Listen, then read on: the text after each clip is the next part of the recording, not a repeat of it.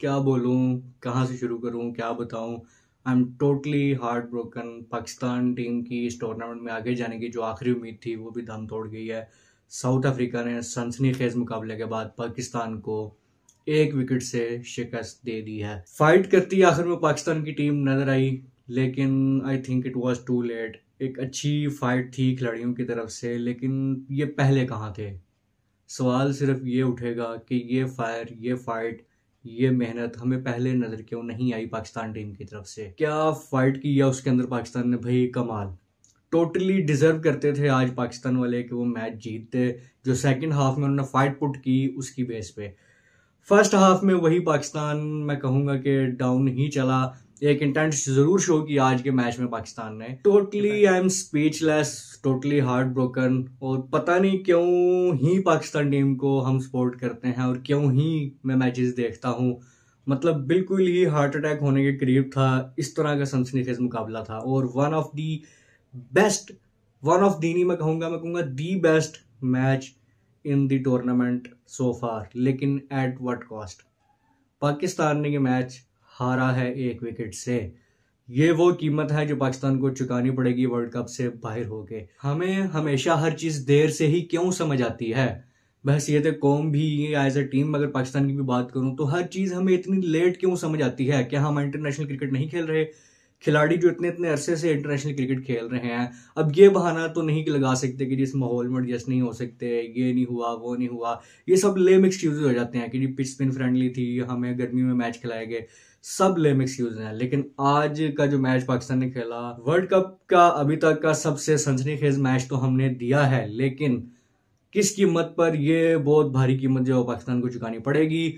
क्योंकि पाकिस्तान के जो है वो टूर्नामेंट में आगे जाने के चांसेस ऑलमोस्ट अब ख़त्म ही हो चुके हैं। क्योंकि हमारे जो आगे जाने के चांसेस हैं वो इस चीज़ पे डिपेंड करते हैं कि ऑस्ट्रेलिया अपने 2 मैचेस हारे, इंग्लैंड और न्यूजीलैंड से, जो कि बिल्कुल जिस फॉर्म में ऑस्ट्रेलिया है इस वक्त मुझे नामुमकिन लग रहा है। पाकिस्तान टीम की मैं आज की परफॉर्मेंस की बात करूं तो क्या कहूं कि बैटिंग का जब आगाज हुआ तो वही एक पथेटिक घटिया सोच हमारे खिलाड़ियों की। पता नहीं क्यों बाउंसर नहीं खेला जाता, क्यों अच्छा टाइमिंग नहीं कर सकते हम बॉल को। वही पथेटिक वे में आउट हुए अब्दुल्ला शफीक खेलते हुए। अब कुछ लोग शायद इस बात से मेरे इख्तलाफ करें कि हम ही तो कहते हैं कि अटैकिंग क्रिकेट खेलो, और जब वो खेलते हुए आउट हुआ तो फिर आप उस पर इतराज कर रहे हैं। तो भाई कम से कम शॉट देख के मारनी चाहिए। उसमें कहीं इंटेंट नहीं था शॉट मारने का, जस्ट वो अपने आप को बचाने की कोशिश कर रहा था।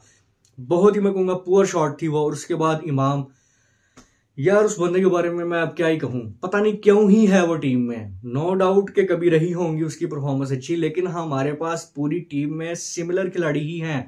हमें ओपनिंग में अटैकिंग क्रिकेटर चाहिए। बहाना तो ये लगाया गया था आज के मैच में कि जी फखर जमान जो है वो नी इंजरी का शिकार है। अगर नी इंजरी थी तो वो बंदा सेकंड हाफ में फील्डिंग क्यों कर रहा था, ये मेरा सवाल है। मतलब अजीब एक पथेटिक मैनेजमेंट चल रही है। कोचिंग पता नहीं स्टाफ क्या सोच रहा है। हमारा कैप्टन, मैं अब क्या ही कहूँ यार इस बंदे को भी।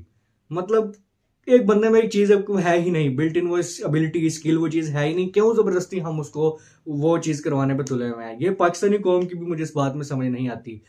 मेरी नजर में जो इंटेंट रिजवान ने शो किया, या आपने एक रिस्क लिया, गैम्बल लिया इफ्तिखार को ऊपर भेज के, जो टोटली नाकाम हुआ, या जिस इंटेंट से शादाब खेला, अगर यही आपका प्लान था कि हम आज अटैकिंग क्रिकेट खेलने जाएंगे तो वाई नॉट फखर जमान। भाई वो आपको एक एज देता है, एक एक्स फैक्टर आपका बन जाता है अगर वो चल जाए तो। और वो ऊपर से प्रेशर डालने में कामयाब रहता है। शुरू में ही जब आप 2 विकेट खो के बैठ जाएंगे तो आप कैसे उम्मीद करेंगे कि आप बड़ा टोटल पुट कर सकते हैं। वही आज हमारे साथ हुआ। एक गैम्बल हमने किया इफ्तिखार को ऊपर भेजने का, लेकिन वो भी 21 रन बना के पवेलियन लौट गए। रिजवान ने आज कोशिश की तेज खेलने की, 31 रन उन्होंने स्कोर किए। लेकिन एक और चीज पाकिस्तान की मुझे समझ नहीं आती कि विद दी डायरेक्शन क्यों नहीं खेलते बॉल को।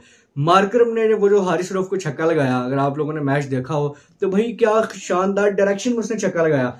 हम जो है कहीं की भी गेम को हम लेग पे खेलने की कोशिश करते हैं, मिड ऑन पे खेलने की कोशिश करते हैं। पता नहीं हम कब क्रिकेट खेलना सीखेंगे, कब प्लेसमेंट करना सीखेंगे, कब बॉल को टाइम करना सीखेंगे। मतलब इतने सालों से आप लोग क्रिकेट खेल रहे हो। कुछ खिलाड़ी हमारे अंडर 19 से आए हैं, PSL के जी स्टार परफॉर्मर हैं। भाई वाह वाह वाह, कमाल की टीम है, नंबर 1 है। ये नंबर 1 जो है ना हमारे दिमाग को चढ़ गया। मैं पर्सनली चाह रहा हूं कि बाबर की जो है नंबर 1 की रैंकिंग भी जाए। पाकिस्तान की टीम की तो खैर जा ही चुकी है। बिल्कुल पाकिस्तान टीम को जो है वो 0 से बनाने की जरूरत है, क्योंकि आप गैप में नहीं खेल पा रहे, आप हमेशा वही शॉट मार रहे हैं, वही रैश शॉट मारते हुए आउट हो रहे हैं, बाउंसर आपसे नहीं खेला जा रहा, मतलब क्या करेंगे आप? स्पिन बॉल आपसे नहीं खेली जाती, कुछ हमारे महान बैट्समैन है कि स्पिन नहीं खेला जा रहा, शॉर्ट बॉल है तो वो नहीं खेली जा रही, रोटेशन ऑफ स्ट्राइक, भाई किस किस बात का गिला करूं आज मैं? रोटेशन ऑफ स्ट्राइक इतनी पैथेटिक। टोटल आज 280 बॉल्स पाकिस्तान ने खेली। 50 यार देखें, बातों में से बातें करते एक और बात निकल आई कि हम 50 ओवर्स का गेम पूरा नहीं खेल पा रहे।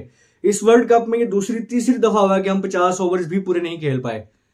अब क्या ही मैं उस बात पे कहूं। बहरहाल पहली बात मैं कंक्लूड करूं अपनी कि रोटेशन ऑफ स्ट्राइक बिल्कुल जीरो है हमारे खिलाड़ियों की। मतलब या तो पहले शॉट नहीं लगती इनसे, और अगर शॉट एक दो लग भी जाए तो फिर उसके बाद हम 1 से 2 ओवर डॉट खेलना तो अपना फर्ज समझते हैं, अपना हक समझते हैं।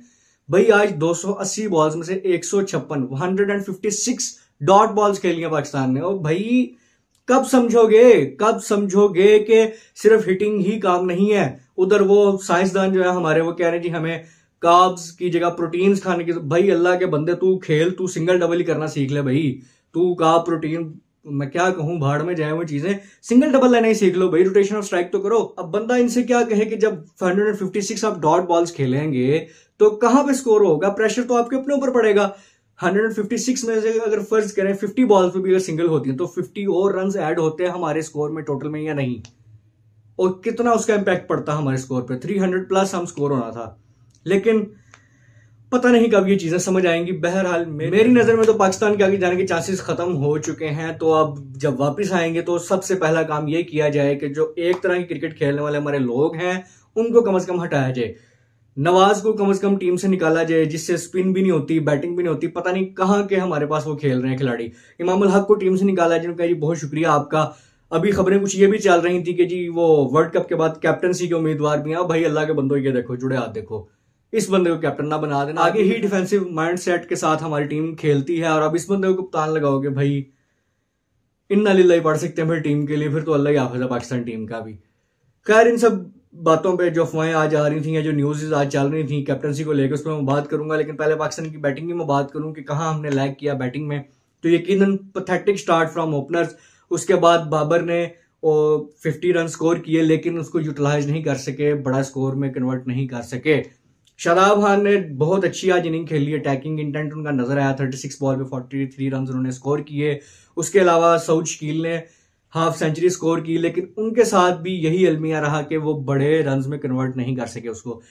पाकिस्तान की आज बैटिंग में सिर्फ एक ही अच्छी पार्टनरशिप लगी, वो शादाब और सऊद के दरमियान थी। 141 पे 5 खिलाड़ी आउट हो चुके थे पाकिस्तान के।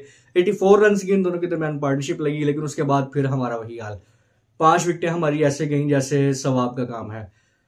टेल एंडर्स की मैं अगर बात करूं तो शायद ही इतनी बुरी पैथेटिक टेल एंडर किसी भी दुनिया की क्रिकेट टीम की हो। भाई इतनी अकल नहीं इन लोगों में कि भाई 4 ओवर्स पड़े हैं, हम खेल जाएं, हम 4 में 12 स्कोर भी ना करेंगे, 10 भी ना करेंगे। अब जिस सिचुएशन में हम मैच आ रहे हैं, यही 10 से 12 से 15 स्कोर और होते तो क्या हम मैच नहीं जीत सकते थे? कब हमें ये चीजें समझ में आएंगी? कब मैनेजमेंट उनको ये बताएगी कि भाई 50 ओवर खेलो, तुम्हारा काम विकेट रोकना है, खेलना है? क्यों, क्या कर लोगे भाई ऐसे खेल के? पता नहीं कब अकल आएगी इन लोगों को। हम जैसे लोग जो बैठे हुए हैं, फैंस हैं पाकिस्तान टीम के, उनको ये चीजें नजर आ रही होती हैं, लेकिन वो जो लाखों करोड़ों तनख्वाहें लेने वाले हैं, पता नहीं उनके दिमागों में कब ये बात आएगी। खैर साउथ अफ्रीका की बॉलिंग बहुत शानदार रही आज। तबरेज शमसी को नहीं किया, रबाडा की जगह 4 विकेट्स उनके नाम रही। अब रब शमसी से एक और चीज मेरे जहन में आई कि हर टीम के स्पिनर आप देखें परफॉर्म कर रहे हैं उनके लिए। इन एवरी मैच आप देखेंगे कि जो भी टीम्स जीत रही हैं उसमें बहुत अहम किरदार है स्पिनर का मिडल ओवर्स में। और हमारे स्पिनर आज देख लें आप, आते ही फुल टॉस। भाई उसामा मीर, अल्लाह के बंदे, कितनी लंबी पिच चाहिए तुम्हें भाई? 22-25 गज की पिच तो पहले ही है। कब कहां ठप्पा लगवाना चाह रहा है भाई अल्लाह के बंदे? वो तो चाहते हैं बैट्समैन के पीछे ठप्पा लगे। पता नहीं क्या अकल है उस बंदे की। इंटरनेशनल क्रिकेट भाई तुम खेल रहे हो, सेम हालात शादाब के हैं। वो चूंकि इंजर्ड होकर बाहर चले गए, लेकिन उसामा उनकी जगह है एज ए कंकशन फील्डर। और जो उन्होंने किया बस आपके सामने ही है। 2 विकेट्स जरूर उनके नाम रही, अच्छी बॉलिंग एंड में उन्होंने की, लेकिन स्टार्ट में भाई तुझे क्या हो जाता है? कब तुम पिच पे बॉल जो है ठप्पा लगाना सीखोगे? गुड लेंथ पे कब बॉल करोगे? खैर अभी साउथ अफ्रीका का कंक्लूड कर रहा था मैं कि जेराल्ड कोट्जिया के नाम भी 2 विकेट्स रही, 2 ही विकेट्स मिली मार्को यानसन को, और लुंगेंगिडी के नाम भी 1 विकेट रही। तो इस तरह ओवरऑल पाकिस्तान कंक्लूड हुआ। 271 रन के स्कोर पे। इस तरह पाकिस्तान की इनिंग्स कंक्लूड हुई 270 रन के स्कोर पे। बैटिंग करने आई जब साउथ अफ्रीका, तो स्टार्ट में जो है वो शानदार आगाज दिया डी कॉक ने, 4 चौके जड़ दिए शहीन के पहले ही ओवर में। उसके बाद उनको आउट किया शहीन ने ही। उसके बाद कुछ विकेट्स मिलती रहीं, काम डावाडोल चलता रहा, कभी लगे कि उनके हक में है, कभी लगे पाकिस्तान के हक में है। लेकिन जो उनके लिए की परफॉर्मर रहे, जो की एलिमेंट था, वो थी एडन मार्करम्स की 91 रन की इनिंग। भाई दूसरी तरफ विकेट्स गिर रही थी लेकिन वो बंदा डटा रहा, और यही मेजर डिफरेंस था आज पाकिस्तान की और साउथ अफ्रीका की बैटिंग में या मैच जीतने में आप कह लें। क्योंकि हमारे खिलाड़ी 50 के बाद आउट होते गए, कोई भी उसको बड़े रन में कन्वर्ट नहीं कर सका। वहीं एडन मार्करम ने 91 रन की इनिंग खेली, अपनी 100 मिस करके गलत टाइम पे एक आउट हुए, जिसने मैच को बहुत क्रूशियल बना दिया, बहुत अहम बना दिया। लास्ट 21 रन रिक्वायर्ड थे साउथ अफ्रीका को 10 to 11 ओवर्स के अंदर, लेकिन वहां जब मार्करम की विकेट गिरी तो आखिरी 3 ओवर तक ये मैच आया। 47.2 ओवर्स में ये मैच खत्म हुआ और साउथ अफ्रीका ने एक सनसनीखेज मुकाबले के बाद शिकस्त दे दी पाकिस्तान को। अब स्पिनर्स का हमारे मैं जो बात कर रहा था कि देखें हर टीम जो है वो स्पिनर के बलबूते पे जीत रही है, नो डाउट कि पूरी एक टीम एफर्ट हो रही है, फास्ट बॉलिंग भी अच्छी होती है, सब कुछ होता है, लेकिन मिडिल ओवर्स में स्पिनर अगर आपको विकेट नहीं लेके देते तो ये आपके लिए बहुत बड़ा मसला है, जो आज हमें देखने को मिला कि हम अपने स्पिनर्स को एक्सपोज होने से ही बचाते रहते हैं। पावर प्ले में ओवर दिया तब मार पड़ी, मिडिल में ओवर दिया तब मार पड़ी, लास्ट में जब ओवर दिया तब भी मार पड़ी। भाई अब सारे ही बॉल अगर फास्ट बॉलर्स ने करना तो भाई पाकिस्तान को चाहिए कि फास्ट बॉलर्स को ही लेके जाए। विकेट्स फास्ट बॉलर ने लेके दी, बहुत ही कमाल की एफर्ट्स थी आज फास्ट बॉलर की तरफ से। फील्डिंग में भी पाकिस्तान में जैसे एकदम नई जान सी पड़ी थी आज, वो बाउंड्री से थ्रो कर रहे हैं तो विकेट को लग रहा है, कहीं से भी थ्रो कर रहे हैं तो विकेट को लग रहा है। लेकिन एक बंदा जिसने आज भी कसम खाई हुई थी कि भाई नहीं, मैं तो जैसा हूं वैसा ही रहूंगा, वो थे इमामुल हक। भाई 2 दफा एडन मार्करम का रन आउट उन्होंने मिस किया और वो बंदा देखें क्या कर गया पाकिस्तान के साथ। ना तो इमामुल हक से भाई फील्डिंग हो रही है, ना उस बंदे से बैटिंग होती है, वैसे भी वो किसी काम का नहीं है, गेंद उसके नीचे से निकल जाती है और वो ये एक्शन करते रह जाते हैं कि हो डाइव लगाई मैंने। भाई मेरी नजर में सबसे पहला काम पाकिस्तान को जो करना चाहिए यहां आने के बाद के इमामुल हक को कहें कि बहुत शुक्रिया, आपने बहुत अच्छी क्रिकेट खेली हमारे लिए, आप सिर्फ अब जाके टेस्ट खेलें या आप चाहे तो घर बैठे जाके। सबसे पहले इमाम को निकालें, हमें 0 से टीम बिल्ड करने की जरूरत है। फाइट अच्छी की पाकिस्तान ने सेकंड हाफ में, लेकिन अनफॉर्चुनेटली हम मैच जीत नहीं सके। कैप्टनसी में भी कुछ आज थोड़ी बेहतरी नजर आई कि मुझे टाइम टू टाइम स्लिप भी लेते रहे, फास्ट बॉलर्स ने बहुत जान मारी जितनी भी कोशिश कर सकते थे। 3 विकेट्स शहीन के नाम रही, 2 वसीम जूनियर के नाम रही और 2 ही हारिस रऊफ के नाम रही विकेट्स। तो ओवरऑल उसामा मीर ने भी 2 विकेट्स ली, लेकिन उसके अलावा फील्डिंग भी बहुत आज टू ऑन द पॉइंट थी पाकिस्तान की। लेकिन जो हमारा एक एलिमेंट मिस हुआ वो ये कि मिडिल ओवर में स्पिनर्स ने उस तरह विकेट्स नहीं लेके दी, और दूसरा हम 10 to 15 रन शॉर्ट थे। खैर जितनी भी लंबी बात की जाए आज के मैच के ऊपर वो कम ही पड़ जाएगी, क्योंकि कुछ गलतियां भी ऐसी थी और कुछ चीजें इस तरह की ठीक होती नजर आई कि भाई पहले कहाँ थी ये चीजें। हम हर टूर्नामेंट में जाके लाजमी है कि जब हम डेथ के करीब हों, निकलने के करीब हों, हमारे पास कोई ऑप्शन ना बची हो, तो तब हम ऐसी क्रिकेट खेलते हैं कि लगता है यार ये कहां से आई पाकिस्तान की टीम, ये पहले कहां थी। इस दफा फिर वैसा ही हुआ। कब ये चीजें बदलेंगी भाई? अब भी टाइम है कि अगले 4 साल बाद वर्ल्ड कप होना है, आप एक यंग टीम तैयार करें, 0 से टीम तैयार करें। ये जो बराए नाम आपके पास ऑलराउंडर हैं, नवाज हो गया, उसामा मीर हो गया, ये इमामुल हक, मैं अब क्या कहूं उनके बारे में, फहीम अशरफ, ये सबको निकाला जाए और कोई अच्छे प्रॉपर ऑलराउंडर्स तैयार किए जाएं, और अच्छे स्पिनर्स की भी आपको टीम में जरूरत है। फास्ट बॉलिंग फिर भी कुछ ना कुछ करेगी, क्योंकि आप आउट ऑफ टच भी चलते हैं, कभी पिचेस भी ऐसी हो जाती हैं, लेकिन भाई जब पिचेस भी आपकी फेवर की हो, स्पिन की हो, और आप स्पिन बॉल ना कर सकें तो भाई क्या ही कहूं मैं। तो 0 से पाकिस्तान को टीम बनाने की जरूरत है मेरी नजर में। तो इस वर्ल्ड कप में तो सफर अब ऑलमोस्ट हमारा तमाम हुआ है, क्योंकि 2 मैचेस मुझे नहीं लगता कि ऑस्ट्रेलिया हारेगा, चाहे वो इंग्लैंड से हो या न्यूजीलैंड से हो।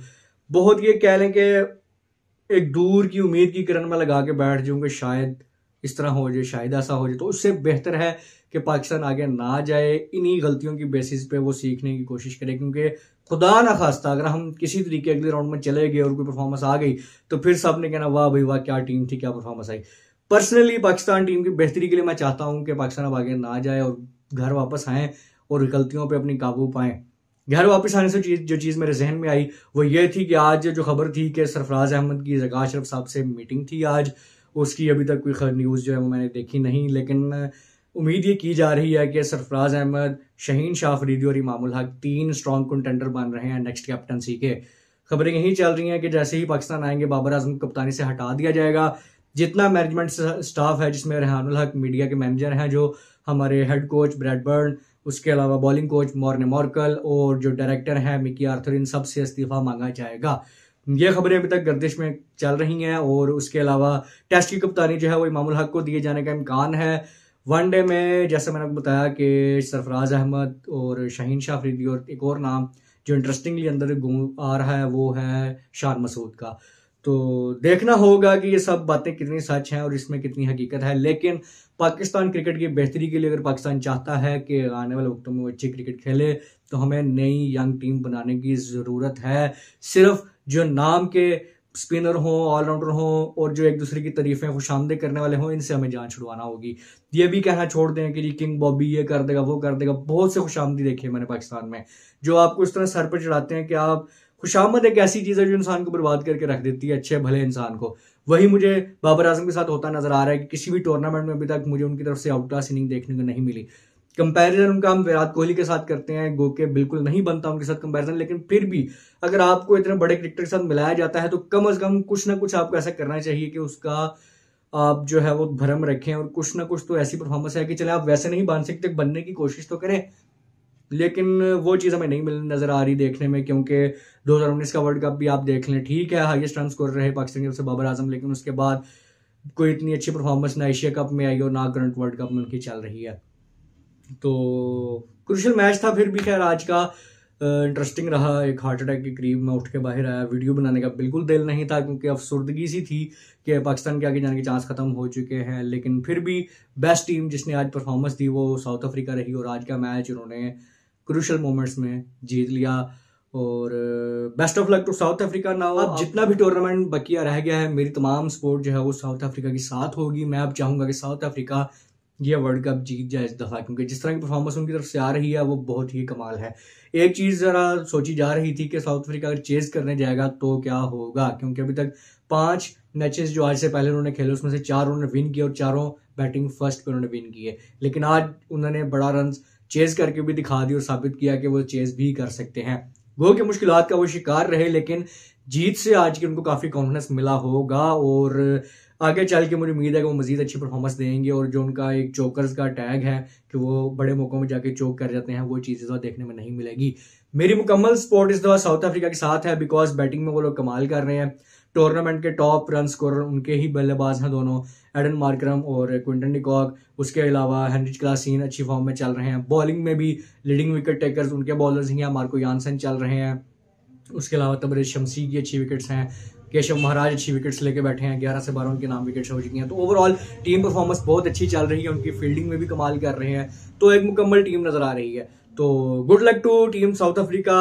और मैं अब दिल से चाहता हूं कि आप वर्ल्ड कप जीत जाएं और इन्हीं नए ख्वाहिशात के साथ कि साउथ अफ्रीका ये वर्ल्ड कप अब जीत जाए। कुछ तसल्ली ये क्या कि आप लोग भी अपने आप को दे सकते हैं कि आज एक अच्छी फाइट हमें देखने को मिली, लेकिन मैं कहूँगा कि हमने बहुत देर कर दी ये फाइट दिखाने में।